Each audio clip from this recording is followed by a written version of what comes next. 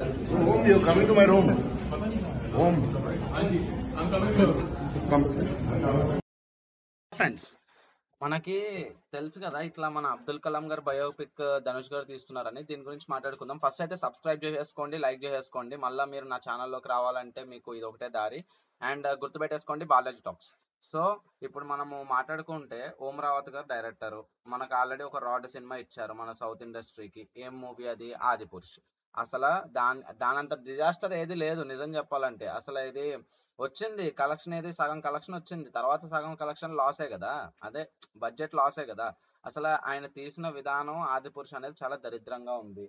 And ఎలా అంటే అసలు ఆ క్యారెక్టర్స్ రావణాసురుడు గాని, ఆ ఎక్సెట్రా ఎక్సెట్రా, సీత అండ్ రాముడు, మన ప్రభాస్ గారి లుక్స్ గాని, అండ్ హనుమంతుల వారి లుక్స్ గాని, అన్ని అసలు అది ఎట్లా చేశారంటే వరస్ట్ చేశారనమాట. అసలు మూవీని ఆదిపురుష్ అది అసలు అదొక కళాఖండం మన సౌత్ ఇండస్ట్రీకి. అలాంటిది ఇప్పుడు ధనుష్ గారు ఏమి నమ్మి ఓం రావత్ గారితో ఈ కలాం మూవీ అనేది తీస్తున్నారు అనేది నాకు అర్థం కావట్లా అసలు. ఎందుకంటే అబ్దుల్ కలాం గారు అనేది ఇట్స్ లైక్ ఎలా అంటే ఆయన ఒక మిసైల్ మ్యాన్ ఆఫ్ ఇండియా, మనకు అందరికీ తెలిసిందే. అండ్ ఆయన మన కింద సౌత్ స్టేట్ నుంచే వచ్చిన అతను.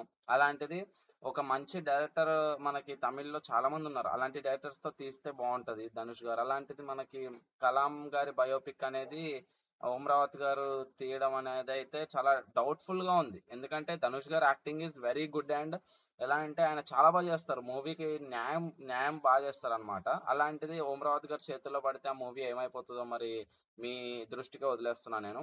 మీరు దాని గురించి అసలు ఆ ప్రాజెక్ట్ షెల్వ్ అయిపోతే ఎంత బాగుంటుందా అనిపిస్తుంది అనమాట. చాలా ప్రాజెక్టులు, మంచి మంచి ప్రాజెక్టులు చాలా ఎప్పుడు పాస్ట్ లో షెల్వ్ అయిపోయినాయి.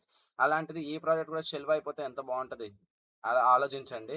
అండ్ మీ అభిప్రాయాలు ఏంటో కామెంట్ సెక్షన్ లో రాయండి. అండ్ సబ్స్క్రైబ్ చేసుకోండి, లైక్ చేసుకోవడం మర్చిపోకండి. Love you guys.